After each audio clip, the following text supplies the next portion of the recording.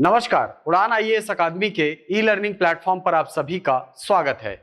मैं हूं सुधीर वर्मा और अभी तक की वीडियो में हमने 16 जुलाई तक के छत्तीसगढ़ से संबंधित करंट अफेयर्स को कंप्लीट कर लिया था। इस वीडियो में हम 17 से लेकर 24 जुलाई तक के करंट अफेयर्स को कवर करेंगे। आज की वीडियो में आगे बढ़ने के पूर्व आप सभी को पुनः एक बार बता दें कि आपके व्यापम संबंधी तैयारी को सुनिश्चित करने के लिए उड़ान आईएएस अकादमी द्वारा 26 जुलाई से व्यापम से संबंधित एक बैच प्रारंभ किया जा रहा है। यह बैच ऑनलाइन तथा ऑफलाइन दोनों मोड में ही संचालित की जाएंगी। इस बैच से जुड़ी अधिक जानकारी के लिए आप इन दिए गए नंबरों पर संपर्क कर सकते हैं। चलिए, तो पिछले वीडियो में मैंने आपको छत्तीसगढ़ समसामयिकी से जुड़े हुए कुछ प्रश्न पूछे थे, जिनमें से पहला प्रश्न था कि छत्तीसगढ़ विद्युत नियामक आयोग के नवनियुक्त अध्यक्ष कौन है। तो इसका आंसर है श्री हेमंत वर्मा जी को अभी हाल ही में छत्तीसगढ़ विद्युत नियामक आयोग के अध्यक्ष के रूप में नियुक्त किया गया है।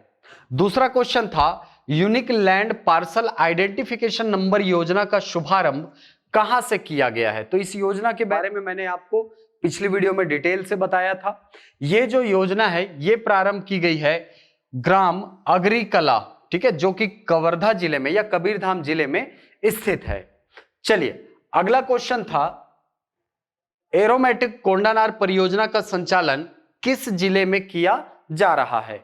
तो इसका आंसर है कोंडागांव। आपको पता होगा कि एरोमेटिक कोंडानार योजना जो है ये सुगंधित फसलों से उत्पादन से संबंधित है। तो इसको याद रखेंगे कि ये जो एरोमेटिक कोंडानार परियोजना है ये कहां संचालित की जा रही है, कोंडागांव में। अगला प्रश्न था हाल ही में किन क्षेत्रों को टाइगर रिजर्व घोषित करने के प्रस्ताव का अनुमोदन किया गया है। ठीक, आपको मैंने बताया था कि एक नेशनल पार्क है और एक वन्य प्राणी अभ्यारण्य है, जो कि हाल ही में मंत्रिमंडल के द्वारा टाइगर रिजर्व के रूप में घोषित करने के लिए अनुमोदित किया गया है। कौन कौन है? गुरु घासीदास राष्ट्रीय उद्यान और तमोर पिंगला वन्य प्राणी अभ्यारण्य। अगला प्रश्न था राज्य पुलिस अकादमी चंदखुरी का नामकरण किसके नाम पर किया गया है। ऑप्शन था आपके पास शहीद वीर नारायण सिंह, गुंडाधुर, माधवराव सप्रे या नेताजी सुभाष चंद्र बोस। ठीक, तो इसको बहुत अच्छे से याद रखिएगा। नेताजी सुभाष चंद्र बोस जी के नाम पर किया जा रहा है राज्य पुलिस अकादमी का नामकरण। यह पुलिस अकादमी अब नेताजी सुभाष चंद्र बोस पुलिस अकादमी के नाम से जाना जाएगा। चलिए, तो आज की वीडियो प्रारंभ करते हैं। आज की वीडियो में हमारा पहला टॉपिक है अंगना मां शिक्षा कार्यक्रम। ठीक, आपको पिछली एक वीडियो में मैंने बताया था कि ये जो कार्यक्रम है ये क्यों संचालित की जा रही है, कहां से इसका प्रारंभ किया गया था, ये सारी चीजें हम पहले ही डिस्कस कर चुके हैं। ठीक, इसमें थोड़ा सा मॉडिफिकेशन किया गया है हाल फिलहाल में। क्या इसमें परिवर्तन किए गए हैं, आइए समझने का प्रयास करते हैं। तो सबसे पहले बता दें कि ये जो योजना है वो ग्राम पंचायत मटका, ठीक है, विकास खंड जो कि बेमेतरा जिला में है, यहां से ये जो अंगना मां शिक्षा कार्यक्रम है इसका शुभारंभ किया गया था। उद्देश्य क्या था इसका? इस कार्यक्रम में 3 से 6 वर्ष तक के बच्चों का बौद्धिक, शारीरिक, क्रियात्मक, सामाजिक, भावनात्मक विकास, भाषा विकास एवं गणित की पूर्व तैयारी आदि सम्मिलित है। ठीक है, यानी कि इस योजना के माध्यम से जो 3 से 6 साल के बच्चे हैं उनको स्कूल में जाने के पूर्व ही गणित से संबंधित, है ना, भाषा से संबंधित और इसके साथ ही बौद्धिक, शारीरिक, क्रियात्मक, सामाजिक और भावनात्मक विकास करना, ये इसका लक्ष्य था। ठीक, हाल ही में जब नवीन शिक्षा नीति आई है तो उस नवीन शिक्षा नीति का अनुपालन करते हुए कुछ बिंदुओं को इसमें समावेशित किया गया है। ठीक, यहां पर आगे पढ़ेंगे कि राष्ट्रीय शिक्षा नीति 2020 के तहत शिक्षा को सुदृढ़ करने के लिए 400 स्वप्रेरित शिक्षिकाओं द्वारा इस कार्यक्रम का पहल किया गया है। ठीक, आगे बिंदु पढ़ते हैं। भारत सरकार द्वारा जारी निपुण भारत अभियान के तहत निर्धारित लक्ष्यों को ध्यान में रखकर 5 से 8 वर्ष तक के बच्चों को बाल वाटिका से लेकर कक्षा 3 के बच्चों के लिए इस कार्यक्रम को राज्य में माताओं के सक्रिय सहभागिता के साथ लॉन्च किया जा रहा है। ठीक है, यानी कि पहले ये जो केवल बेमेतरा में संचालित किया जा रहा था, अब इसको पूरे राज्य में चालू किया जा रहा है। ठीक, इसके उद्देश्य को बहुत अच्छे से पढ़ेंगे आप, है ना। 3 से 6 साल तक के बच्चे पहले थे, अब इसको बढ़ाकर कितना कर दिया गया है, 5 से 8 वर्ष तक कर दिया गया है। ठीक है, यानी कि अब टोटल जो क्राइटेरिया कितना हो गया है, 3 से लेकर के 8 वर्ष तक के बच्चे पूरे इसमें शामिल कर लिए गए हैं। ठीक है, ये जो योजना है इसका शुभारंभ जो है वो 400 स्वप्रेरित शिक्षिकाओं के माध्यम से किया गया था। ठीक, स्वप्रेरित शिक्षिकाएं वे शिक्षिकाएं होती है जो कि बेसिकली अपना योगदान देना चाहती है शिक्षा के क्षेत्र में। वो स्वयं प्रेरण से ही शिक्षा के क्षेत्र में अपने योगदान को सुनिश्चित करने के लिए इस अभियान से जुड़ रही हैं। ठीक, इस अभियान की एक खास बात यह है कि इस कार्यक्रम में जो माताएं हैं, यानी कि जो बच्चे इस आंगनबाड़ियों में जाते हैं, उनकी जो माताएं हैं उनको भी सहभागी बनाया जा रहा है। इसी योजना के माध्यम से आप देख पा रहे हैं वेबिनार का आयोजन किया गया था। ठीक है, जिसके अंतर्गत शिक्षा विभाग छत्तीसगढ़ सरकार और अजीम प्रेमजी फाउंडेशन जो थे, इनके तत्वाधान में ये संचालित किया गया था। ठीक, इसकी अध्यक्षता की थी श्रीमती ज्योति बनाफर जी ने। ठीक है, ये बेमेतरा शासकीय विद्यालय की एक शिक्षिका हैं। ठीक, यहां पर देख पा रहे हैं अंगनामा शिक्षिका स्वप्रेरित शिक्षिकाओं द्वारा एक नई पहल, ठीक है, इससे जुड़े हुए वेबिनार जो थे वो आयोजित अभी भी किए जा रहे हैं। ठीक, तो इसमें ये भी चीज आपको पूछ सकता है कि जो अंगनामा शिक्षा कार्यक्रम है उसमें कौन सा जो एनजीओ है वो सहभागी है, तो याद रखिएगा अजीम प्रेमजी फाउंडेशन जो है इसमें सहभागी के रूप में छत्तीसगढ़ शिक्षा विभाग का सहयोग कर रहा है। ठीक, चलते हैं अगले टॉपिक की तरफ। चलिए, अगला टॉपिक है नेचर बॉडीज इको क्लब। ठीक है, पिछली वीडियो में मैंने बताया था आपको कि एक कैप्टन कूल नाम का एप्लीकेशन बनाया गया है ना। उसी से संबंधित एक इको क्लब है जिसका नाम क्या है, नेचर बॉडीज इको क्लब। यह हाल ही में चर्चा में रहा है। क्यों चर्चा में रहा है? क्योंकि संयुक्त राष्ट्र संघ की वेबसाइट में इसे स्थान दिया गया है। ठीक, आपको पता होगा कि जो ग्लोबल वार्मिंग है वो एक वैश्विक स्तर की समस्या है।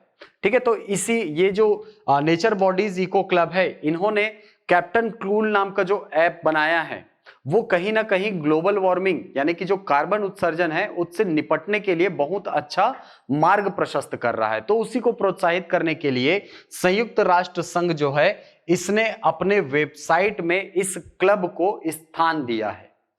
ठीक, संयुक्त राष्ट्र संघ ने अपने वेबसाइट में जगह देकर इसे सम्मानित किया है।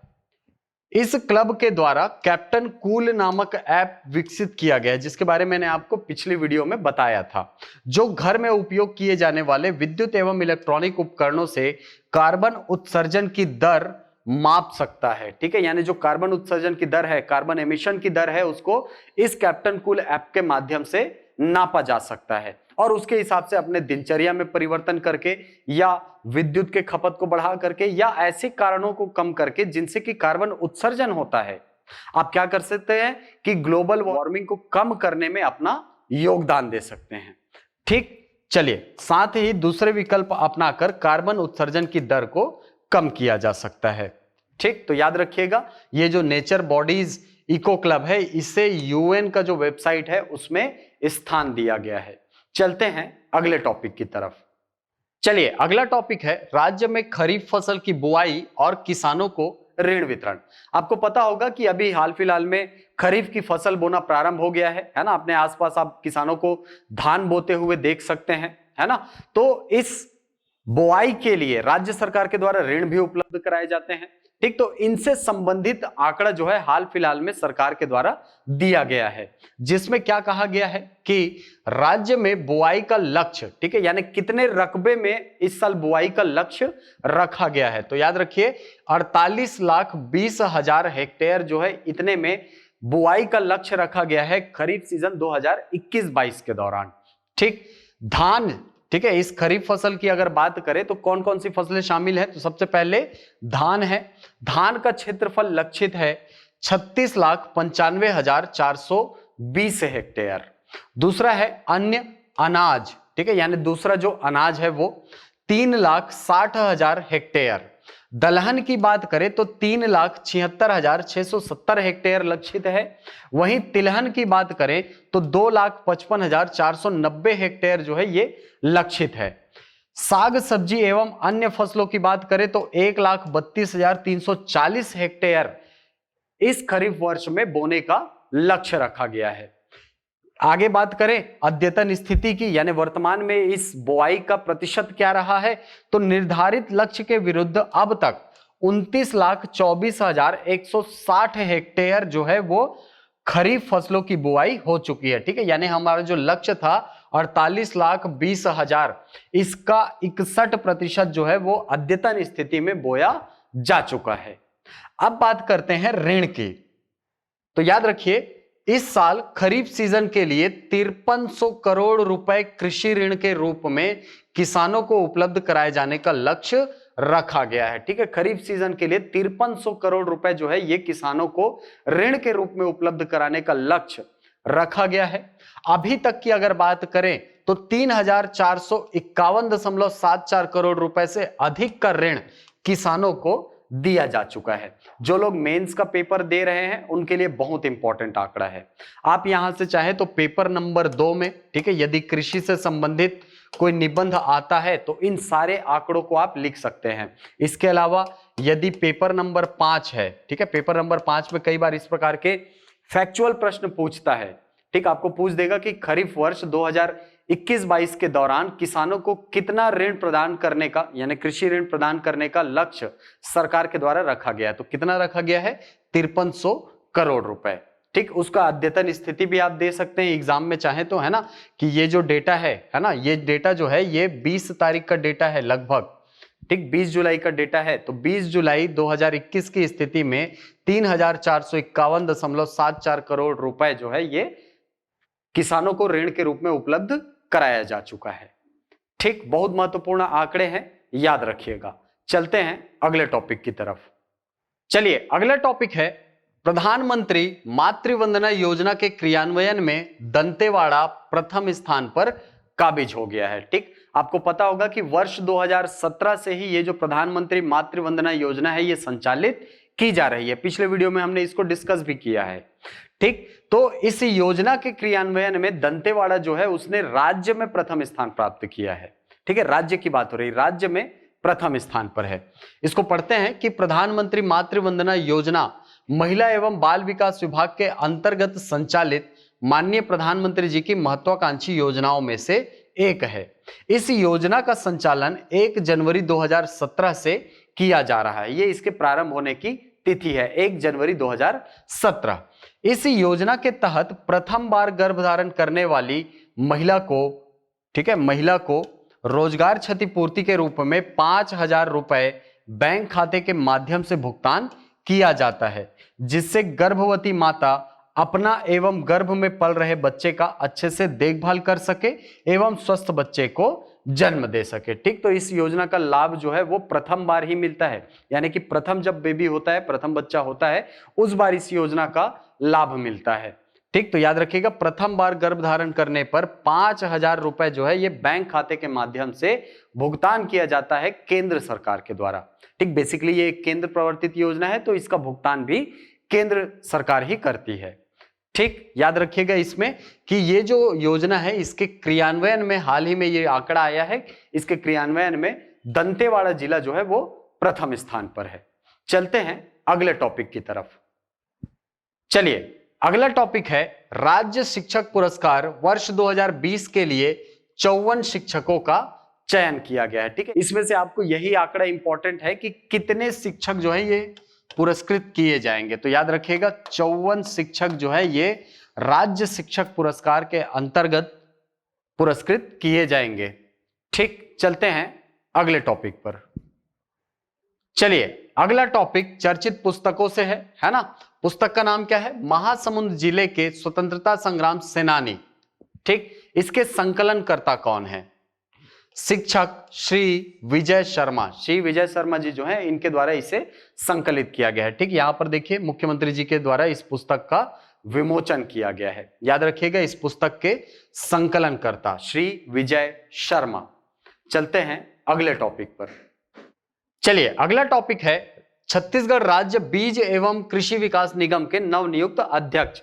आपको पता होगा कि भूतपूर्व विधायक, ठीक है, महासमुंद क्षेत्र के अग्नि चंद्राकर जी, उनको नियुक्त किया गया है छत्तीसगढ़ राज्य बीज एवं कृषि विकास निगम के नवनियुक्त अध्यक्ष के रूप में। ठीक, इसमें पढ़ते हैं कि पूर्व विधायक महासमुंद श्री अग्नि चंद्राकर को छत्तीसगढ़ राज्य बीज एवं कृषि विकास निगम का अध्यक्ष नियुक्त किया गया है। निगम में 3 सदस्यों की भी नियुक्ति की गई है। ठीक है, 3 सदस्य भी नियुक्त किए गए हैं। कृषि विभाग के संयुक्त सचिव द्वारा जारी आदेश के तहत श्री जालम सिंह पटेल जो कि बेमेतरा निवासी है, श्री दिलीप पांडे जो रायगढ़ निवासी है एवं श्री शंकर बघेल जो कि दुर्ग निवासी है, इन तीनों को राज्य बीज एवं कृषि विकास निगम लिमिटेड का सदस्य नियुक्त किया गया है। ठीक, तो याद रखिएगा अध्यक्ष का नाम है ना, ये अग्नि चंद्राकर जी हैं, ये अग्नि चंद्राकर जी हैं, है ना। इनको हाल ही में नियुक्त किया गया है छत्तीसगढ़ राज्य बीज एवं कृषि विकास निगम के अध्यक्ष के रूप में। चलते हैं अगले टॉपिक की तरफ। चलिए अगला टॉपिक है मंत्रिपरिषद की बैठक के महत्वपूर्ण निर्णय। ठीक, अभी हाल ही में 20 जुलाई 2021 को मंत्रिपरिषद की एक बैठक हुई थी जिसमें कुछ महत्वपूर्ण निर्णय जो है सरकार के द्वारा लिए गए हैं। इनमें से कुछ महत्वपूर्ण बिंदुओं को हम यहां पर डिस्कस करेंगे।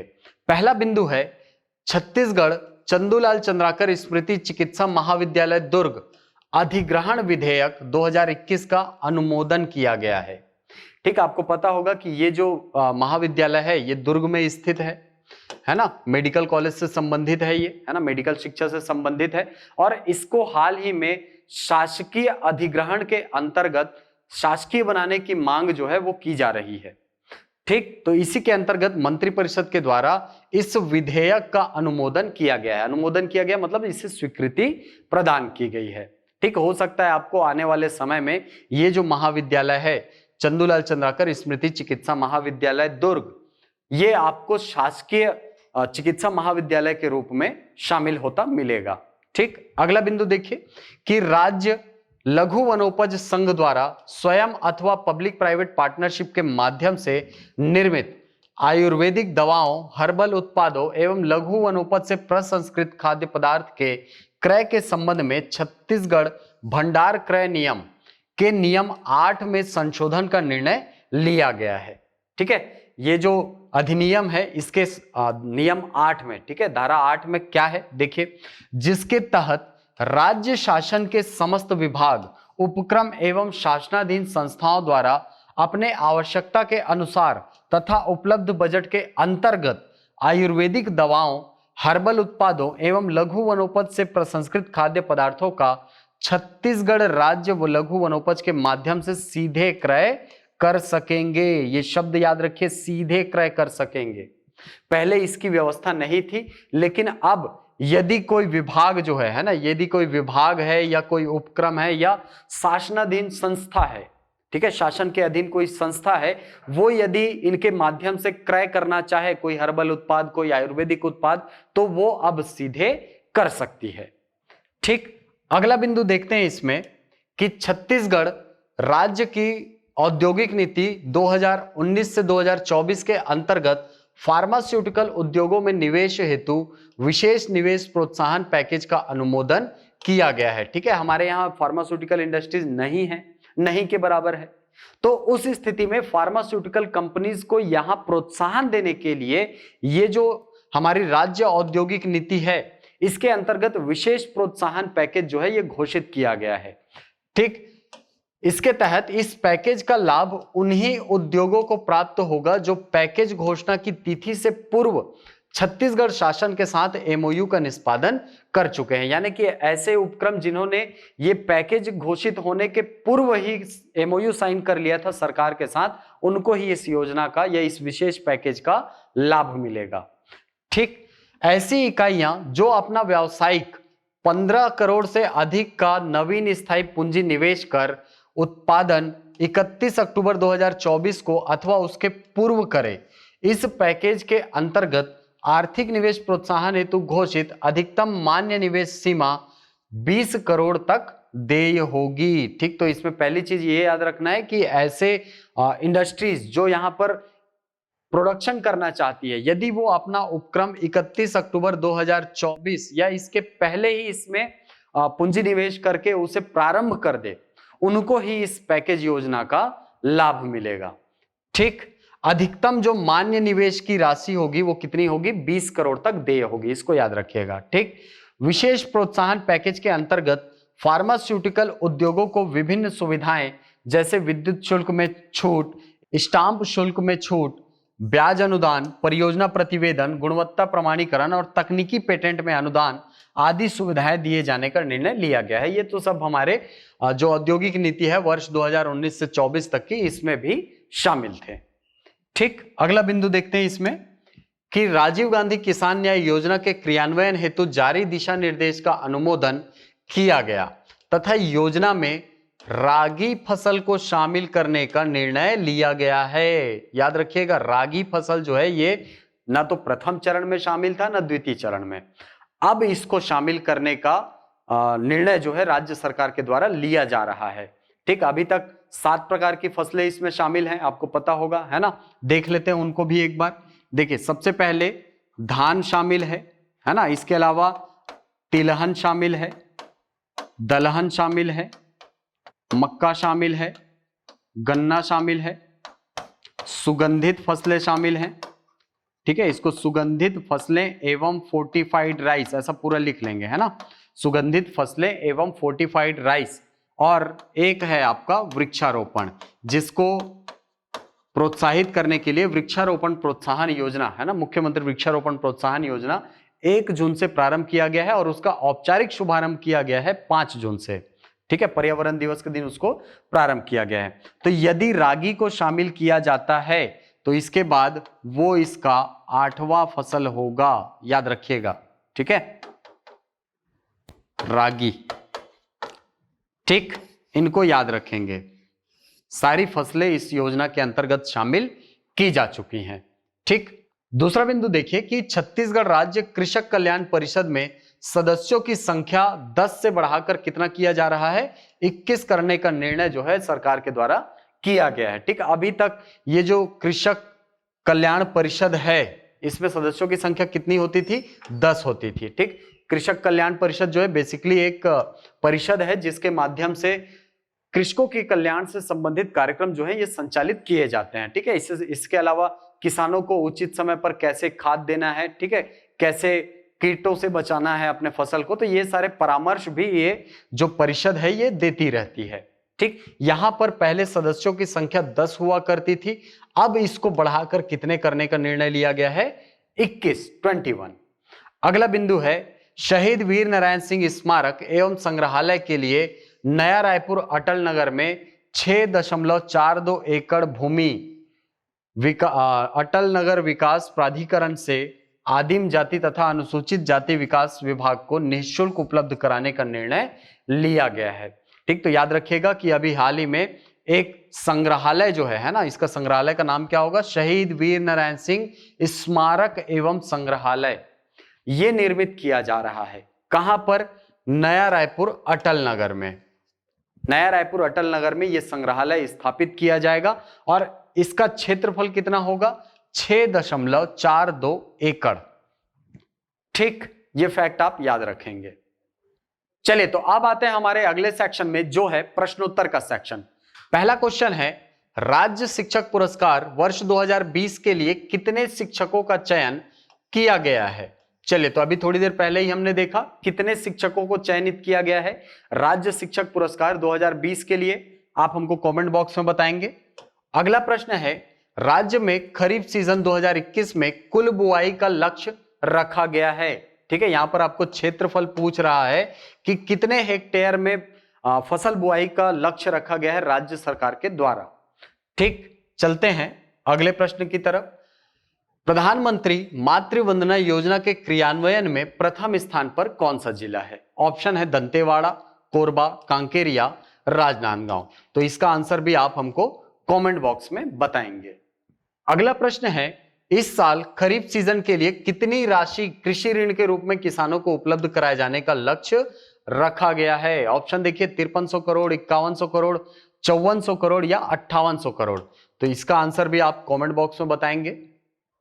अगला प्रश्न है, अंगनामा शिक्षा कार्यक्रम का शुभारंभ किया गया था, कहां से किया गया था? ऑप्शन है बेमेतरा, दुर्ग, रायपुर या कांकेर। तो इसको भी आप हमको कमेंट बॉक्स में बताएंगे इसका आंसर।